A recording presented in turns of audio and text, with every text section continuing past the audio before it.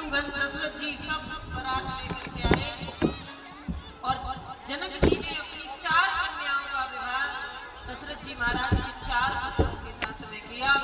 जानकी मैया का विवाह राघवेंद्र के साथ हुआ, उर्मिला का विवाह लखन लाल के साथ हुआ, मांडवी का विवाह भरत लाल के साथ हुआ और सुत कीर्ति का विवाह शत्रुघ्न के साथ हुआ। आज राजा विदेह राजा जनक जब बेटियों को विदा करने लगे तो फूट फूट करके रोते।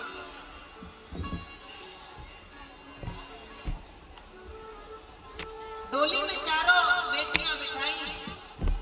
दशरथ जी से कहा कि अगर मेरी पुत्रियों से कोई भी गलती हो जाए तो अपनी दासी समझकर क्षमा कर दे, मेरे हृदय का टुकड़ा है।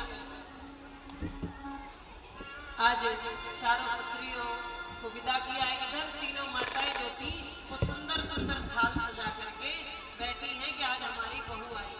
एक बात देखना कि मैया जो होती है ना माँ, उनका बेटा कलेक्टर बने या ना बने, इंस्पेक्टर बने ना बने, डॉक्टर बने ना बने, संत बने ना बने, लेकिन दूल्हा जरूर बने, क्योंकि उनको ये रहता है कि हम सास बन जाएंगे। अब पहले जमाने में जब ब्याह होते थे तो बेटियों के 4-6 दिन पहले से ही भोजन छूट जाते थे, न जाने कैसी सास मिलेगी, कैसी घर में रखेगी, भूख नहीं लगती थी। लेकिन आजकल जब ब्याह होते हैं तो सास के 1 महीना पहले से ही होश उड़ जाते हैं, खाना पीना छूट जाता है। कैसी बहू आएगी, चाय देगी टाइम पे कि नहीं देगी, रोटी देगी कि नहीं देगी, घर में रहने देगी कि नहीं रहने देगी। इतना तरक्की कर लिया हमारे देश में। पहले तो बेटियां सोचती थी सास कैसे रखेंगे, अब सास सोचती है बहू कैसे रखेंगे, उल्टा हो गया। तो चारों बहुओं को आरती सहित अंदर बुलवाया, अपने पूर्वजों के स्थान पर लेकर के उनको नमन करवाया। कुछ ही समय, कुछ ही दिन बीते थे। 11 दिन के बाद में एक दिन दशरथ जी महाराज ने हाथ में दर्पण लेकर के अपना मुख देखा तो कान के पास सफेद बाल दिखाई दिया। सोचा मेरा चौथापन आ गया, क्यों ना राम को राजगद्दी दे दूं। गुरुजी से कहा तो गुरुजी ने कहा आज का ही मुहूर्त सबसे श्रेष्ठ है, आज ही घोषणा कर दो और कल राज तिलक कर दो। आज ही घोषणा कर दी। बड़ी जोर की तैयारियां चल रही हैं, बधाइयां लुट रही हैं, सब लोग खुश हैं। लेकिन कैकई की एक दासी थी जिसका नाम था मंथरा। मंथरा ने जाकर के कैकई बहकाई, बोली तेरे से बिना पूछे राजा दशरथ ने समस्त राज राम को दे दिया। अब तो सोच तू दासी बन जाएगी, तेरा पुत्र दास बन जाएगा। तू ऐसा कर, अपने 2 वरदान तेरे उधार हैं उनको वापस ले। कैकई ने अर्धरात्रि में ही राजा दशरथ को बुलवाया। राजा दशरथ जब आए तो कैकई को भवन में काले वस्त्र पहनकर समस्त आभूषणों को उतारकर बड़ा बुरा भेष बना करके और कोको भवन में पड़ी। ये चाय बंद कर दो थोड़ी देर के लिए, बंद कर दो ये बात, ये ले लो, शर्माओ मत, जल्दी जल्दी ले लो और ये ले जाओ अब थाल।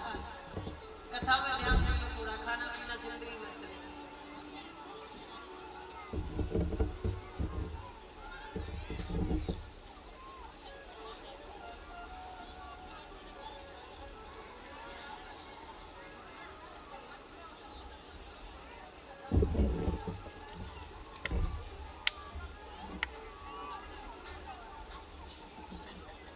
और ये चाय बंद करके सभी लोग शांति से बैठ जाइए। ऐसा लग रहा है जैसे हम 2 रुपया किलो कचरिया बेच रहे हो और जहाँ गिराक ही नहीं है लेने वाले। आप बैठ जाइए, शांति से बैठ जाओ। आप मंच पे ऐसे नहीं घूमते, लगा के भूलने जा रहे हो, कुछ नहीं रहेंगे। थोड़ा ध्यान रखता है ना।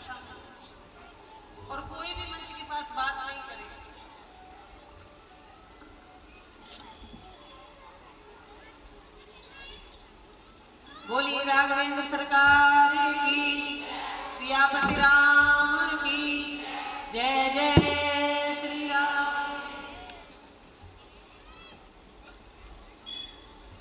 श्री सुखदेव जी महाराज कहते हैं परीक्षित, दशरथ जी ने जब जाकर देखा खूब भवन में कैकेयी का रूप, दशरथ जी तो अंदर से एकदम घबरा गए। क्या हुआ? पूछने लगे, हे देवी, किसने तुम्हारा अपमान किया है? मैं उसे छोड़ूंगा नहीं। कैकेयी गुस्से में बोली, आप ही ने मेरा अपमान किया है, आप किसे न छोड़ने की बात करते हैं? आप ही हो मेरे अपमान करने वाले। हमने कौन सा अपराध कर दिया? बोले, आपने हमसे बिना पूछे राम के राजअभिषेक की घोषणा करा दी। वैसे आप कहते हो कि कैकेयी तुम मेरे प्राणों से भी अधिक प्रिय हो, क्या आपने पूछ लिया था? महाराज दशरथ कहने लगे, देवी, तुम तो राम से इतना अधिक प्रेम करती हो कि जितना कौशल्या भी नहीं करती। इसलिए मैंने तो घोषणा करवा दी कि मेरा चौथापन आ गया, क्यों ना राम को राजगद्दी दे दूं। बोले, महाराज एक बात मेरी याद रखो, जब देवस्व संग्राम हुआ था उसमें तुम्हारे प्राण जाने वाले थे, मैं तुम्हें बचा के लाई थी और तुमने मुझसे कहा था कि कैकेयी तुम 2 वरदान मांग लो। मैंने ये कह दिया कि मेरे वरदान अभी उधार हैं, समय आने पर मैं अपने 2 वरदान ले लूंगी। आज वो समय आ गया महाराज, आज मेरे 2 वरदान ले। दशरथ जी ने कहा, हे रानी, पूरे पृथ्वी पर जो आपको जो चीज अच्छी लगे उसे आप मांग सकते हैं। तब कैकेयी ने कहा कि राम की सौगंध खाओ कि जो मैं मांगूंगी वही तुम मुझे दे दो। बोले, हाँ मैं राम की सौगंध खाता हूँ, जो कैकेयी तुम मांगोगी मैं वही तुम्हें दे दूंगा, लेकिन सुंदर से कार्य करके आओ, ये रूप तुम्हारा मुझे अच्छा नहीं लग रहा। आज महारानी कैकेयी सुंदर से कार्य करके आई और कहने लगी, महाराज मेरे 2 वरदान ये कहते हैं। मेरा पहला वरदान ये कहता है कि राजगद्दी राम को नहीं, हमारे भरत को होनी चाहिए। कहा, मेरा राम तो बहुत संतोषी है, ठीक है मैंने गद्दी तेरे भरत को दे दी, मेरा राम को गद्दी की कोई आवश्यकता नहीं है, राम का नहीं अब भरत का अभिषेक होगा। बोले, महाराज मेरा दूसरा वरदान ये कहता है कि 14 वर्ष के लिए राम वनवास को मुनि वेश में जाना चाहिए। जब ये बात सुनी कि 14 वर्ष के लिए राम वनवास जाना चाहिए, तो दशरथ जी महाराज बेहोश होकर के जमीन पर गिर पड़े। हे रानी, अभी सीता के हाथों की मेहंदी भी नहीं उतरी, सीता के हाथों में शादी की मेहंदी लगी हुई है, विवाह की मेहंदी लगी हुई है, तो राम को वनवास भेज देगी। मैं जनक को कितने बड़े बड़े वायदे करके आया हूँ, मैं जनक को क्या जवाब दूं? लेकिन जिद पकड़ के बैठ गई। वैसे तो बड़े कहते हो रघुकुल रीत सदा चली आई, रघुकुल रीत सदा चली आई। अब अगर तुम मुझे वरदान नहीं देते तो तुम्हारे रघुकुल की कीर्ति को कलंक लग जाएगा। राजा दशरथ जी समझाने लगे हैं कैकेयी, रो रो करके पैरों पर गिर पड़ी, पैर पकड़ के कहते हैं कि हे रानी, तू अभागन हो जाएगी, मैं राम के बगैर नहीं रह सकता, मेरे प्राण पखेरु उड़ जाएंगे, न तेरा 16 श्रृंगार उतर जाएगा, तू ऐसा मत कर। लेकिन कैकेयी नहीं मानी कि खिलते चमन को कैकेयी, खिलते चमन को रानी, उजाड़े मदीना, घर से ललन को रानी, निकाले मदीना, घर से ललन को रानी, निकाले मदीना। खिलते चमन को कैकई, खिलते चमन को भागन उजाड़े मदीना। घर से राम को रानी निकाले मदीना। घर से राम को रानी निकाले मदीना।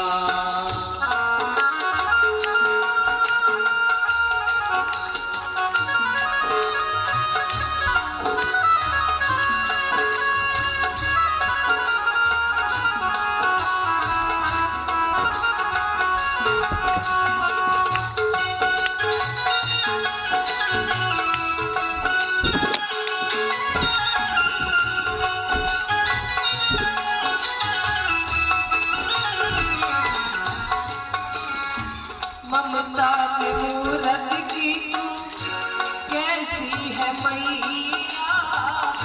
राजा दशरथ कहने लगे, हे रानी, औरत को ममता की मूरत कहा गया है। औरत के हृदय में बहुत करुणा होती है, बहुत ममत्व होता है, लेकिन तेरा हृदय कैसे पत्थर का बन गया। ममता की मूरत की तू कैसी है मैया। ऊके जमाना रानी तू कैसी की मैया। ऊके जमाना रानी तू कैसी की मैया। ममता को मन से अभागन, ममता को मन से अभागन विसारे मदीना। घर से ललन को रानी निकाले मदीना। ओ घर से ललन को रानी निकाले मदीना।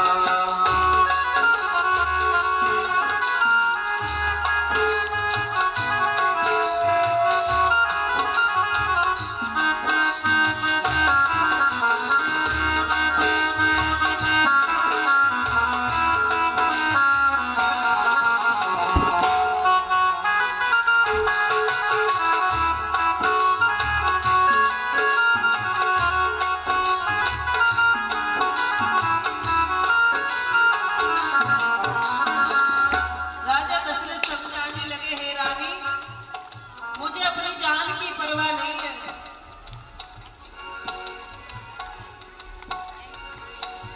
परवाह नहीं है रानी इस जान की री।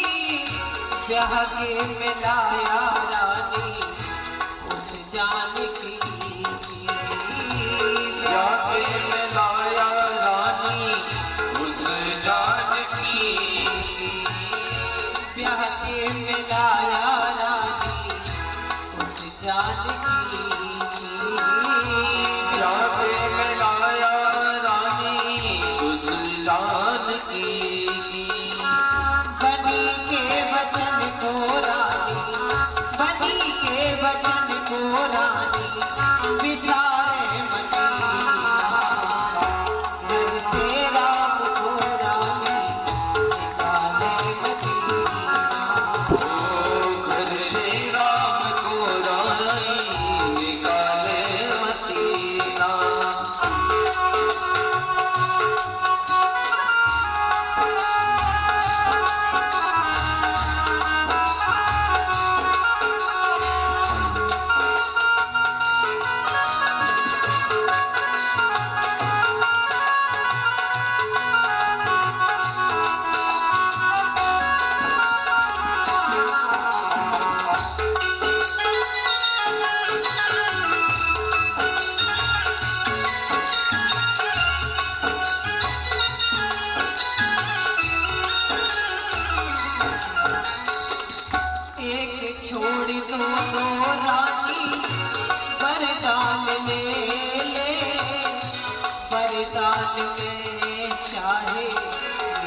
जान में ओ वरदान में चाहे मेरी जान ले। एक छोड़ी दो रानी वरदान ले ले वरदान में चाहे मेरी जान ले। ओ वरदान में चाहे मेरी जान ले ले।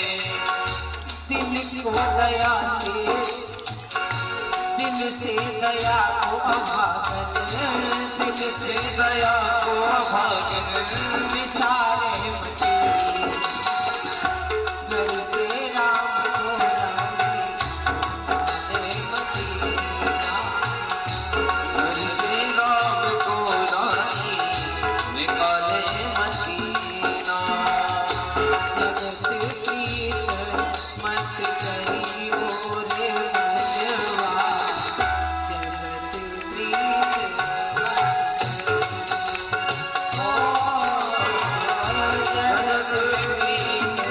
मत करियो रे मनवा, जगत प्रीत मत करियो रे मनवा, जगत प्रीत मत करियो रे मनवा, जगत प्रीत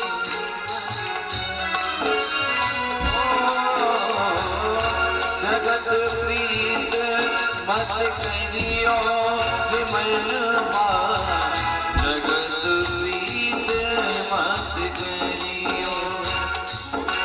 जग तो माया की छाया, झूठी माया झूठी छाया, ये जग तो माया की छाया झूठी माया झूठी काया। नहीं तो जिंदा मरियो रे, नहीं तो जिंदा मरियो रे मनवा, जगत प्रीत मत करियो रे मनवा, जगत प्रीत मत करियो,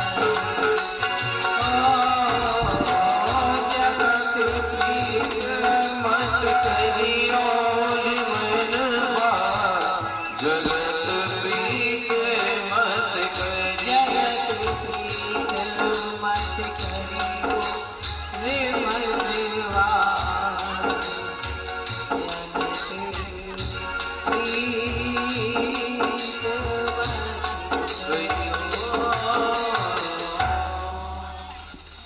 जगत प्रीत मत करियो मनवा, जगत प्रीत मत करियो। तो झूठा ही झमेला, पागल मन कर मत मन मेला, नहीं तो जिंदा मरियो रे मनवा, जगत प्रीत मत करियो रे मनवा, जगत प्रीत मत करियो रे मनवा, जगत प्रीत अगर दशरथ जी महारानी कैकई से इतना प्रेम नहीं करते तो अपने प्राण नहीं देने पड़ते। इसलिए संसार में मन को लगाना व्यर्थ है। संसार में मन कभी नहीं लगाना चाहिए। संसार वाले कभी कुछ नहीं देते सिवाय दुख के।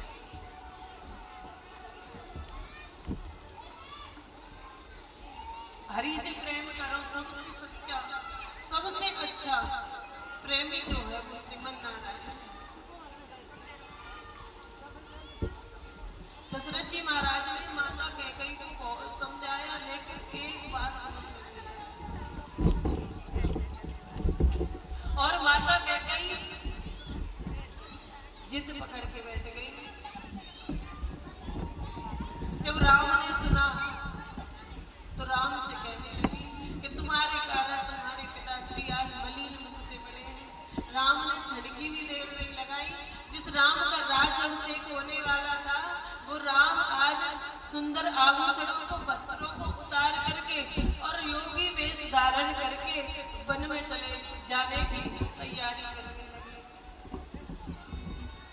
सोचो जिन माता सीता का 11 दिन हाथों की मेहंदी नहीं उतरी, माता सीता ने जब सुना कि राघवेंद्र वन को जा रहे हैं तो वो भी उनके साथ में जाने के लिए तुरंत तैयार हो। लखन लाल ने सुना तो मैया सुमित्रा ने ये कह दिया कि तेरा तो लक्ष्य ही है राम के चरणों की सेवा करना, जब राम वन को जाएगा तो तू यहाँ रहकर क्या करेगा।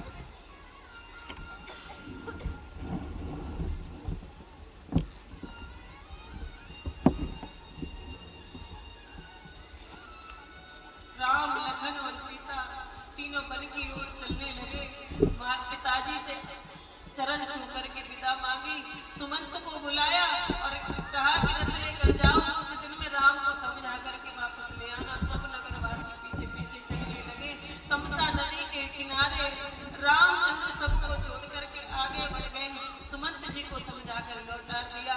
दशरथ जी महाराज राम राम कहे राम कहे, राम राम कहे राम, तन पर हरि रघुवर विरहे, राम गए सूरधाम। राम के वियोग में दशरथ जी महाराज ने 6 बार राम का नाम लिया और राम राम राम कहते कहते अपने पंचभौतिक देह का त्याग कर दिया, स्वधाम को चले गए। जिस समय दशरथ जी महाराज ने अपने शरीर को त्यागा, उस समय 4 पुत्रों में से एक भी पुत्र पास नहीं था।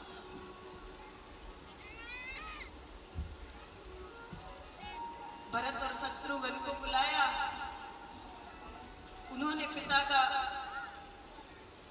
देखिए कथा तो बहुत बड़ी है लेकिन राम कथा बहुत सूक्ष्म में दूसरी कथा के अंदर, भागवत कथा के अंदर में आती है।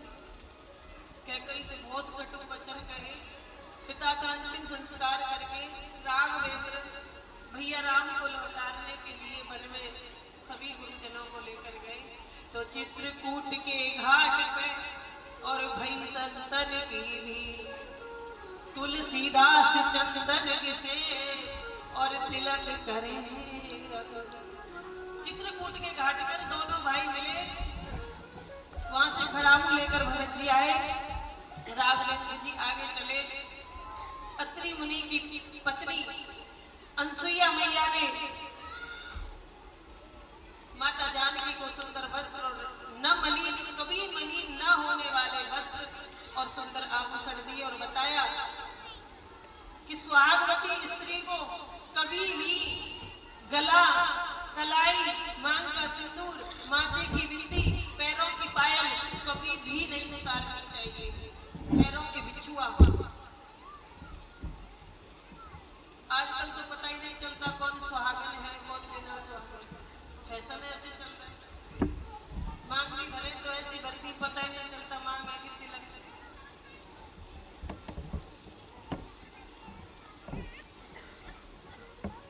आगे जाके भगवान पंचवटी पर रहने लगे। वहां पर सुपनखा आई, सुपनखा से विवाद हुआ। लखन लाल ने सुपनखा की नाक को काट लिया। सुपनखा रावण के पास गई और वहां से खलदूषण आए। खलदूषण को मेरे प्रभु ने मार दिया। तो मामा मारीच को रावण सोने का व्रत बनाकर लाया, उसे लक्ष्य करके माता जानकी को वहां से हटाया। मेरे प्रभु ने पंचवटी सूनी देखी, जटायु का उद्धार किया। आगे चले हनुमंत लाल से मैत्री हुई। हनुमंत लाल ने सुग्रीव से मैत्री कराई। बाली का उद्धार करते हुए सुग्रीव को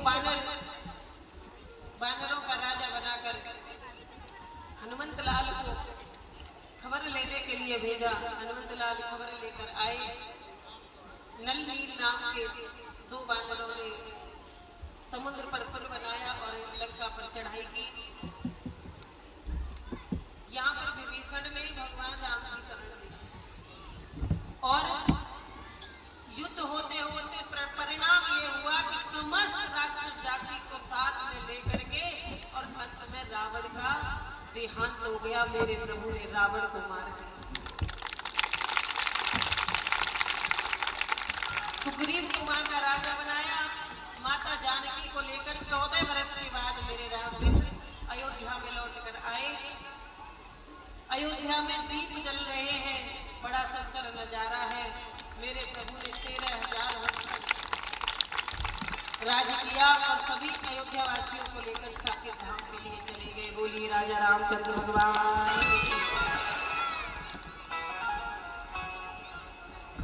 सजा दो घर को गुलशन सा, अवध में राम आए। सजा दो घर को गुलशन सा, अवध में राम आए हैं। अवध में राम आए हैं। अवध में राम आए। अवध में राम आए हैं। अवध में राम आए हैं। कुटिया भी दुल्हन सी, लगी कुटिया भी दुल्हन सी, अवध में राम आए। सजा दो घर को गुलशन सा, अवध में राम आए हैं।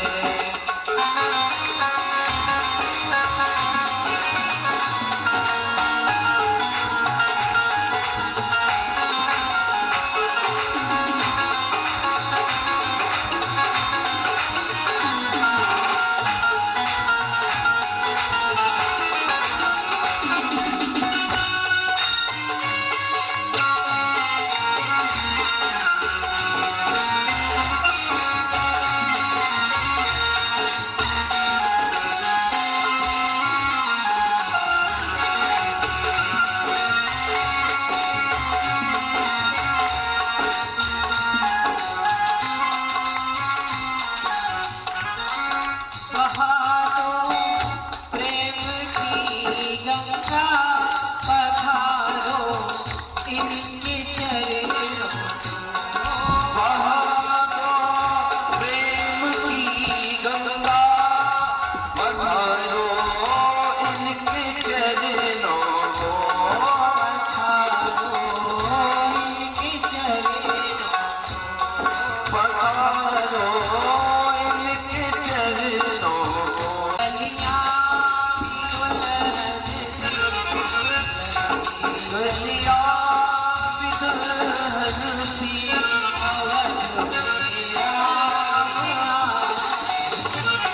सजा दो गुल को गुलशन सा, अवध में राम आए हैं। अवध में राम आए हैं। अवध में राम आए हैं। राम आए हैं। अवध में राम आए हैं। कुटिया दुल्हन सी, कुटिया भी दुल्हन सी, अवध में राम आए।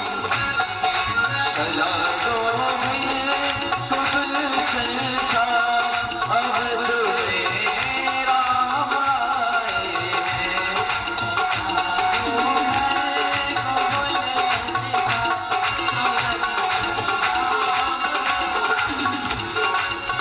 अवध में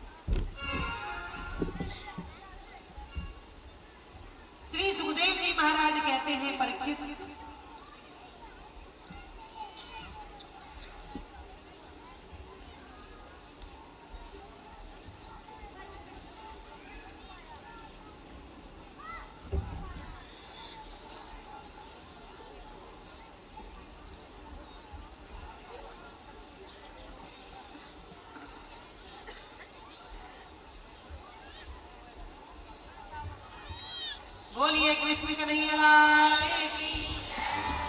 बड़े होशियार हैं। हमारा मुंह थोड़ा सा इधर फिर गया तो बोले जल्दी जल्दी बात कर लो, कोई देख नहीं रही है। अब तो क्या, अब दीदी थोड़ी देख रही, जल्दी जल्दी कर लो बात और बेग लेके चलिए। अब बढ़िया रहा, अब तुम्हारे दिल की तसल्ली हो गई। ऐसा है कि माताओं को करण का श्राप लगा हुआ है ना।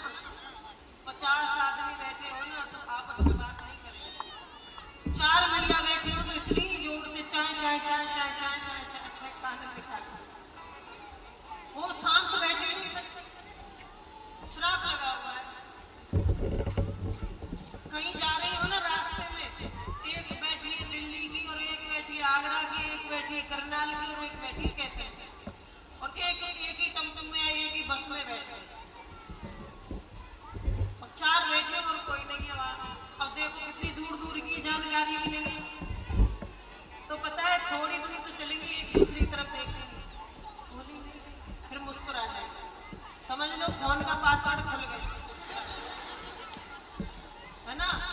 फिर पूछेंगे आप कहाँ से आई हो, एक कहेगी मैं तो आगरा से आई हूँ, दूसरी बोलेगी मैं दिल्ली से आई हूँ, तीसरी कहेगी मैं तो करनाल से आई हूँ, अगली कहेगी मैं तो कैथल से आई हूँ। एक और बैठी है वहां पर टोंठा की, अब वो ये कह रही मैं तो टोंटा से आई हूँ, है ना। ऐसे ही तो कहेगी वो। कोई पागलपुर की बैठी है तो ये कहेगी मैं तो पागलपुर से आई हूँ। आपस में बतराएंगी, फिर कहेंगी बड़ी सुंदर लग रही है तुम। एक दूसरे की तारीफ करते करते फिर बात कहाँ तक आ जाएगी, क्या बताएं हमारी सास तो ऐसी आज मुश्किल से निकल के आई, निकलने ही ना देती, निकलने नहीं देती, मुश्किल से आए आज शॉपिंग करके, चलो आज मुंबई शॉपिंग करेंगे, तो आपकी गलती नहीं है। ये तो वो था ना, वो मूसर से उठ रही थी, घोड़ा होड़ वाली बात है कि चलो तुम कर रही थी वो कर ले और तुम चुप बैठी तो हम भी बैठे। ऐसा बयान सुनो, एक कथा सुना था। एक औरत गंगा जी नहाने जा रही थी, और दूसरी से गई, तीसरी से गई, चौथी से गई, 8-10 जने इकट्ठी हुई। अब देखो हेमलता भी जा रही है और रामलता भी जा रही है और हरि प्यारी भी जा रही है और राम प्यारी भी जा रही है। अब एक रही कृष्ण प्यारी माँ ने कही अपने पति से कि देखो हमारी सब सखी जा रही है गंगा जी नहावे, हम भी गंगा जी नहाया में। पति बोलो अरे पागल कहा करेंगे जाके, हम चलेंगे कभी, हम तुम्हें गंगा जी नहवा लाएंगे। तो वो बोली कि मेरी सब सखी जा रही है तो मैं भी जाऊंगी। अब पति जो थे वो समझ गए, अब इससे मना करने का मतलब है श्याम की पूंछ पर पैर रखना। आगे समझ में, श्याम की पूंछ पर पैर रखोगे खतरा मोल लेना। तो वो दिमाग वाला आदमी था, उसने कहा ठीक है सब जा रही है तो मैं तुमसे क्यों मना करूंगा, तुम भी चली जाओ। और एक बात सुनो, अगर तुम्हें गंगा जी के घाट पर कोई पशु दिखे उसके 4 बार तोड़कर नोच कर ले आना, मुझे दे देना। उसने कही ये तो कोई बड़ा काम नहीं है, चलो ठीक है। अब सब 8-7 जने इकट्ठी हुई, 8-10 जनानी, और बैठ गई एक गाड़ी में। अब जैसे ही टोंठा निकला और तुरंत वो चुगली करने लगी, वो फलानी ऐसी है, वो ऐसी है, वो ऐसी है, फलानी ऐसी है, और हरिद्वार तक चुगली करते करते शाम तक पहुंच गई। अब जब शाम तक वो पहुंच गई और जाके वस्त्र उतारे, मतलब जो फालतू है, जैसे हमारा पटका फालतू हमें से रख देंगे अलग, चुन्नी फालतू है, दुपट्टा है, शॉल है, इसे अलग रखेंगे और गंगा जी में जाकर के डुबकी लगाई, हर हर गंगे करते चंगे हर हर गंगे। और गंगा जी की घाट पर एक गधा देख लिया उसे खड़ा, उसे अपने पति की बात याद आ गई कि मेरे पति ने कहा था 4 बार नोच के लाने, तो पहले मैं इसके 4 बार ही नोच लूं, ऐसा नहीं हो ये चला जाए यहाँ से नहाते नहाते मैं नहाती रह जाऊं। तो वो गंगा जी में से आधी नहाई हुई गई और उसके 4 बार नोच दिए और फिर नहाने लगे। अब और थी उसके साथ 10। उनने सोची गंगा जी नहाने से ज्यादा मैं तो बार नोचने का। तो नहाना तो भूल गई और गीले कपड़ों से जाए और वह गधा के इधर से नोच इधर से नोच इधर से नोच और बिना ही कैंची सुरा के और पूरा मुंडन कर दिया गधा के बाद ये अब एक रह गई बेचारी बूढ़ी बड़ी सी थी, वो ऐसे ठिठर ठिठर के जा रही। उसने देखा गधा पे बार ही नहीं। अब उसने क्या किया, देखा पूंछ में लटक रहे 2-3 बार और उसे पीछे जाके पूंछ में से जब 2-3 बाल खींचे, गधा ने मारी दुलत्ती से पूरी 32 बार।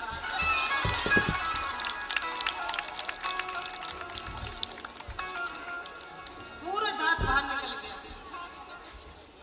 कहाँ का गधा और कहाँ की औरत।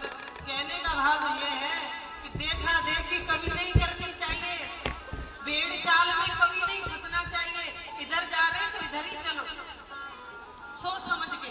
अगर गंगा जी नहाने जा रहे हैं तो गंगा जी नहाने के नियम है कि चुगली चाटी मत करो, किसी की बात इधर उधर की मत करो, गंगा मैया का सुमिरन करते हुए जाओ।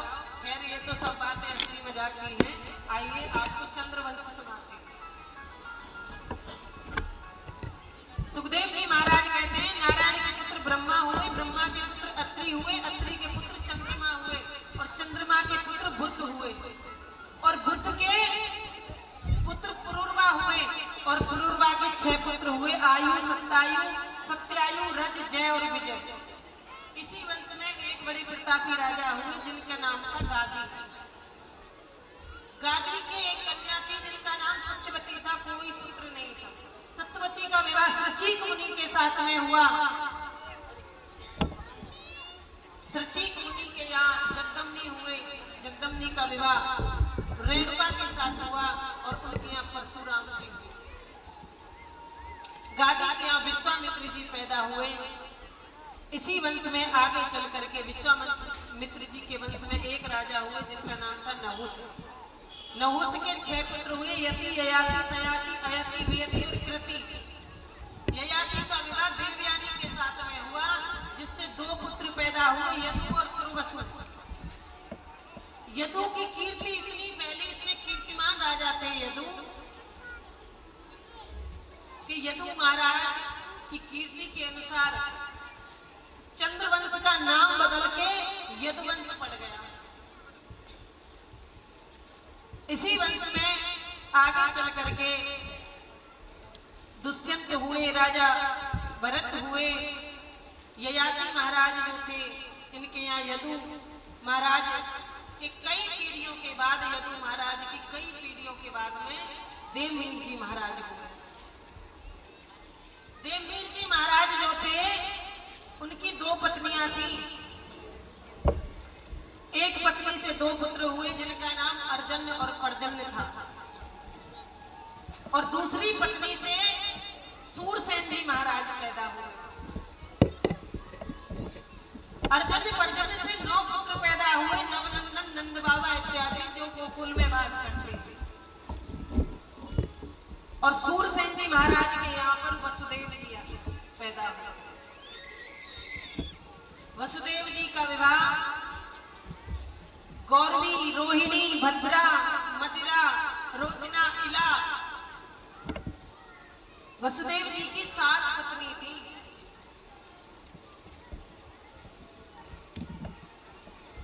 इधर मथुरा के एक बड़े प्रतापी, यशस्वी, तेजस्वी, गाय ब्राह्मणों का मान सम्मान करने वाले राजा हुए जिनका नाम था उग्रसेन जी महाराज।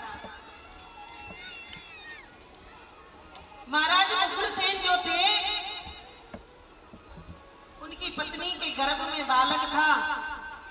एक राक्षस की ऐसी दृष्टि पड़ी कि वो बालक गर्भ में ही राक्षस हो गया। वो बालक पैदा हुआ, विद्वानों ने बताया महाराज ये बालक तो तुम्हारा सर्वनाश कर देगा। उस बालक को संदूक से टोकरी मढ़वाई, संदूक मढ़वाई, सोने चांदी से, हीरा मोतियों से मढ़वा करके संदूक उसमें रखकर जमुना जी में बहा दिया। अब सूरसेन जी महाराज जो थे वो 3-4 बजे स्नान करते थे सुबह यमुना जी, 4 बजे किनारे पर खींच कर लेकर आए। देखा उसमें एक बालक,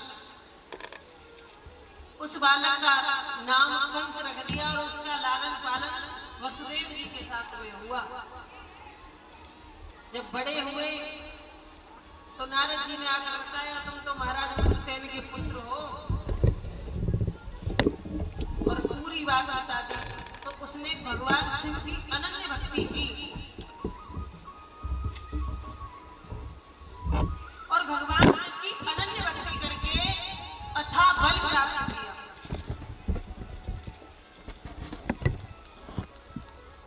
और अथाह बल प्राप्त किया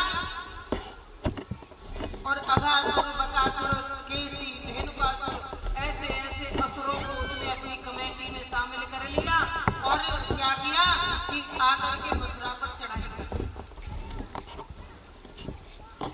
और जैसे ही मथुरा पर चढ़ाई की, उग्रसेन को पकड़ के जेल में डाल दिया और स्वयं मथुरा का राजा बन गया कंस। आसपास के सब क्षेत्र में से कर लेने लगा।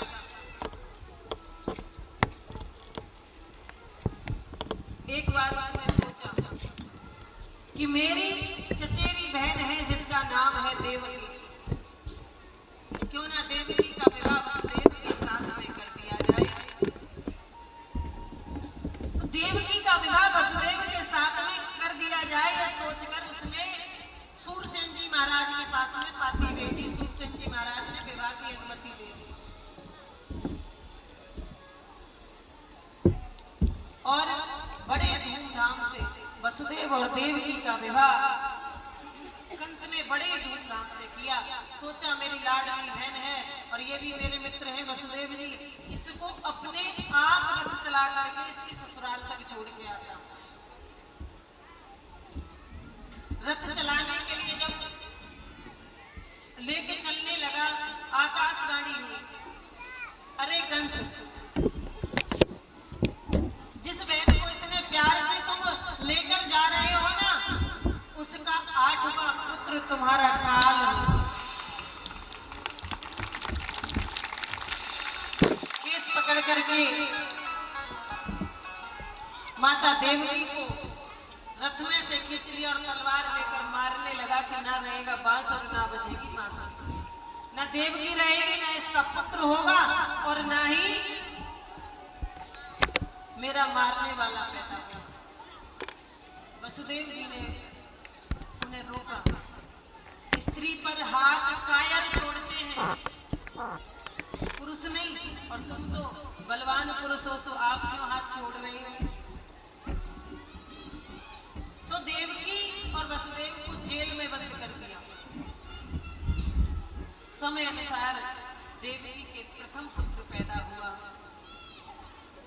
कंस ने सोचा मेरा तो 8वां काल है, मैं पहले को क्यों मारूं। लेकिन उसके जो राक्षस थे वो बहुत ज्ञान देने वाले थे और वैसे भी जब तक घोर अत्याचार नहीं होता तब तक भगवान अवतार नहीं लेते। उन्होंने कहा महाराज क्या पता देवताओं ने वो 8वां वाला पहले ही भेज दिया हो, उल्टी गिनती हो। तो देवी की गोद में से छुड़ा करके उस बालक को पत्थर पर मार दिया। ऐसे 6 पुत्रों को कंस ने पत्थर पर मारकर खत्म कर दिया। 7वां गर्भ आया तो भगवान चिंता में पड़ गए, ये तो हमारे बलराम जी हैं और इनको अगर मार दिया तो हमारी लीला अधूरी रह जाएगी। दाऊ जी महाराज भगवान कृष्ण के बड़े भाई थे, दाऊ जी महाराज। तो मैया का 7वां गर्भ खंडित हुआ और वही गर्भ रोहिणी मैया के गर्भ से बलराम जी प्रकट होकर आए। 8वीं संतान के रूप में श्री हरि 4 भुजा धारण करके रोहिणी नक्षत्र बुधवार की रात्रि के ठीक 12 बजे मेरे प्रभु कृष्ण पक्ष रोहिणी नक्षत्र बुधवार के ठीक 12 बजे 4 भुजा धारण करके प्रकट हो गए। बोलिए कृष्ण कन्हैया लाल की।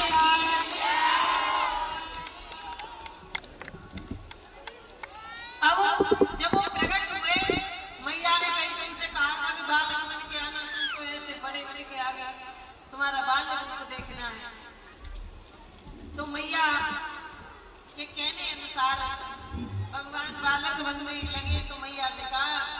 फिर आपको हमारी रक्षा करनी पड़ेगी।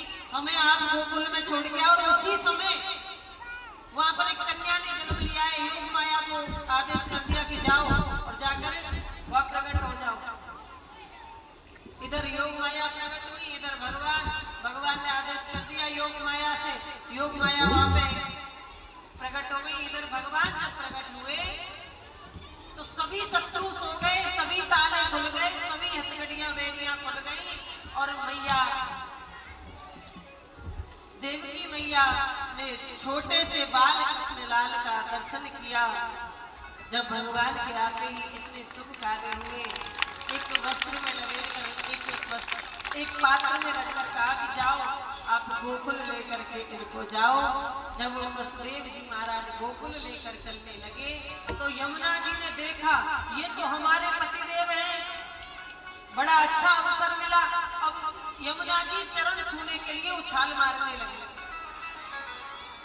भगवान कह रहे ससुर जी की दाढ़ी का भी ख्याल नहीं, चढ़ी आ रही है ऊपर। तो मेरे प्रभु ने चरण लटका दिया और चरण लटका करके यमुना जी चरण छू करके चली गई। भगवान हल्की हल्की बारिश होने लगी। नाग ने आकर के उनके ऊपर छाया कर ली।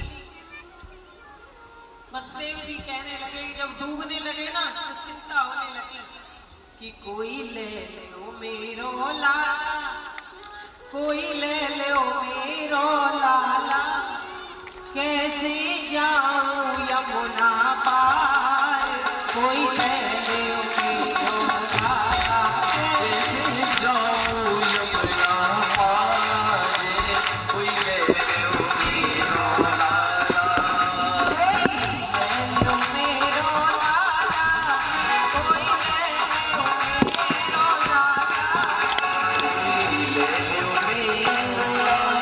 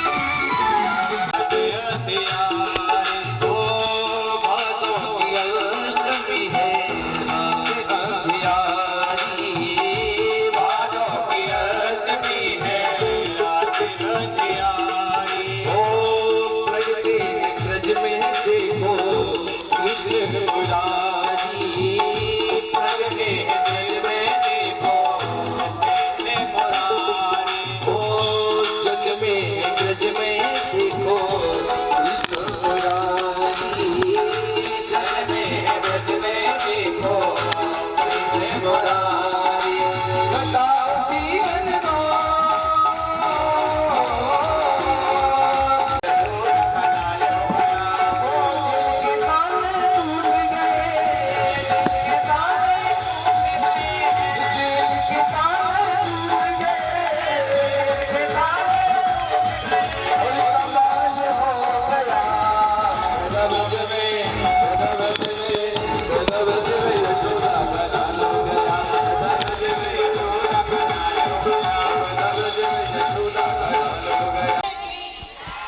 भैया एक मिनट सुनो, आप थोड़ा हटना साइड में, मुझे दो बात करना है।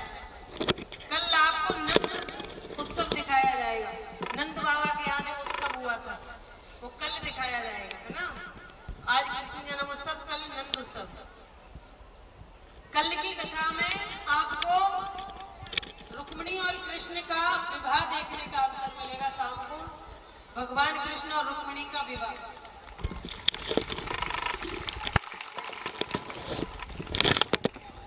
हाँ, कल नहीं परसों। तो हमारे यहाँ गिरिराज जी है ना, कितने लोग जानते हैं गिरिराज जी को?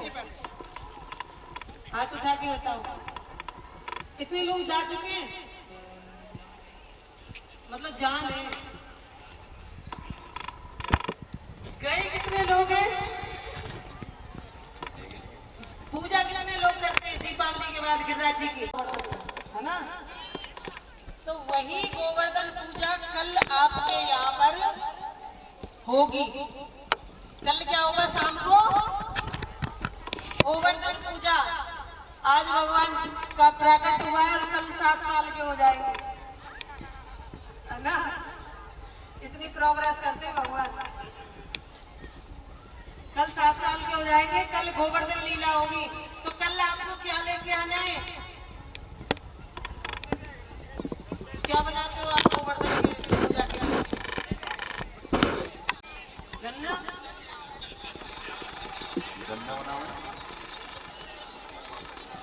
सही बात है तुम्हारी। गन्ना लाना और दे भगवान किसी ने, दे भगवान किसी ने। ठीक है, कल गिरिराज जी का पूजन होगा और कल आपको नंद उत्सव दिखाया जाएगा। नंद बाबा के यहाँ गोकुल में नंद उत्सव कैसे मनाता, आज आपको भगवान का जन्म उत्सव दिखाया जाएगा। तो एक बार जोर से जयकारा लगाइए, बोलिए कृष्ण कन्हैया लाल की। गिरी महाराज जी नाचेंगे।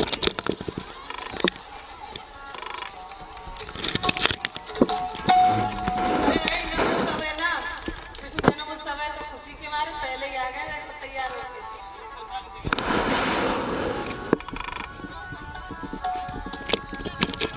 आइए सभी लोग बधाई ले करते हुए, देते हुए और लेते हुए सभी अपनी अपनी जगह पर बैठ जाओ, सबके पास आ जाएंगे भगवान। थोड़ा लंबे हाथ कर करके आगे बढ़ा देना, कष्ट ना हो। 100 बार बधाई लोगों, 100 बार बधाई।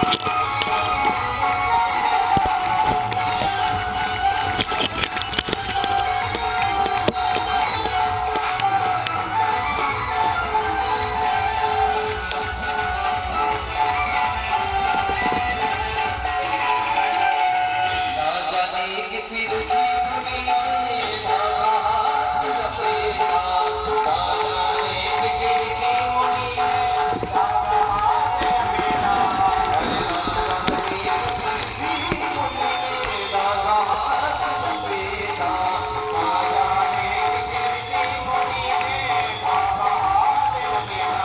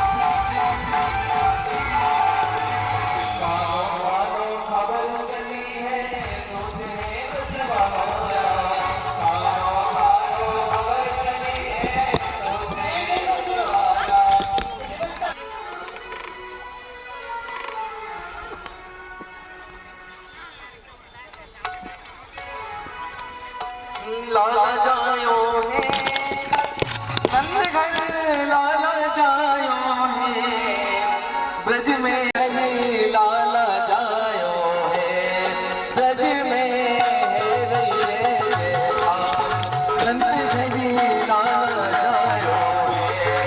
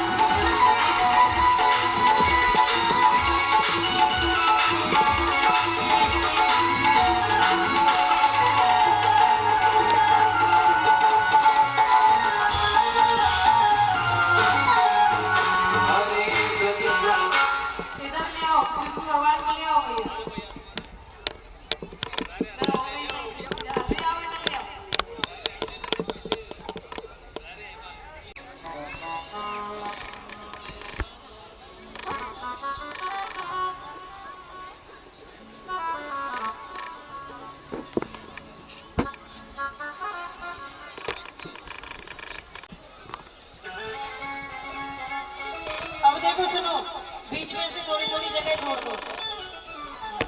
इधर आओ महाराज जी।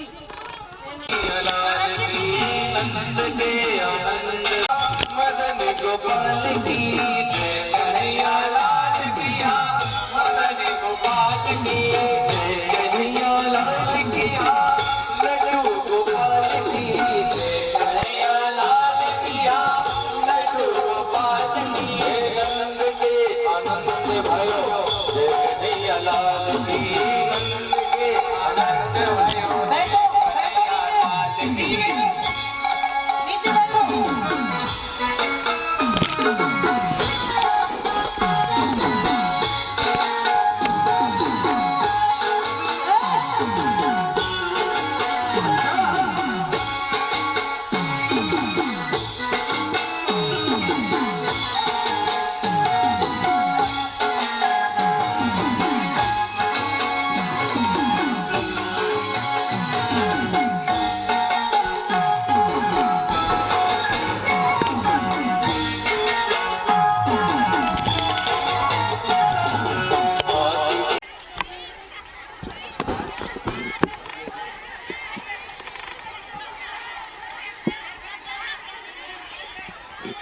पीछे पीछे पीछे जाओ महाराज जी पीछे पीछे।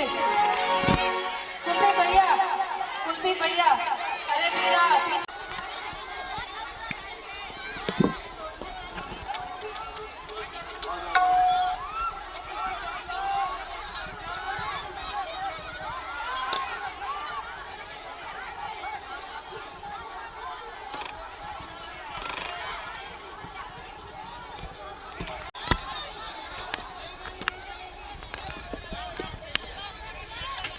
देखो ये हमारी परीक्षित जी 500 रुपए से नौचावर कर रहे हैं, जोरदार ताली हो जाए।